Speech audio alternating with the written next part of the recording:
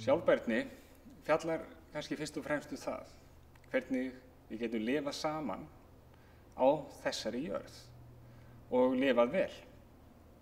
Oft þegar fólk hugsar sjálfbærni þá hugsar fólk fyrst og fremst vistkerfið, hið líffræðilega kerfi jarðarinnar og hugsar náttúruvernd og annað slíkt, sem auðvitað mjög mikilvægur hluti af sjálfbærni þar sem að hið náttúrulega umhverfi eru þau mörk og setur mannlegu lífi mörk. Við getum ekki farið út fyrir þessi mörk til lengri tíma öðruvísi en að illa fari. En sjálfbærni fjallar ekki bara þessi mörk náttúrunnar.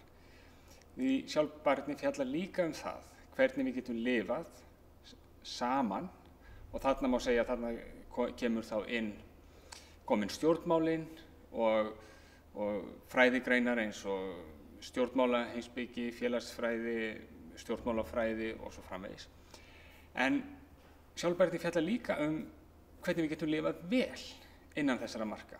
Og þess vegna þurfum við líka að hugsa ekki bara hið félagslega kerfi eða hið stjórnmálalega kerfi, heldur líka einfaldlega hvað gott líf.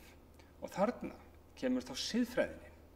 Þannig að ef við ætlum að hugsa sjálfbærni í svona víðum skilningi, eða við ætlum að ná utan allar víddir sjálfbærni hugtaksins, þá verðum við raun að takast á hendur mjög þverfræðilega rannsókn sem innifelur allt frá líffræði og jarðfræði og þessum greinum sem fjalla jörðina sem lífkerfi og yfir í þær greinar sem fjalla mannheim sem félagslegt og pólitískt kerfi og yfir í, eins og segi, siðfræðina sem fjallar einfaldlega hvað gott líf fyrir manneskju.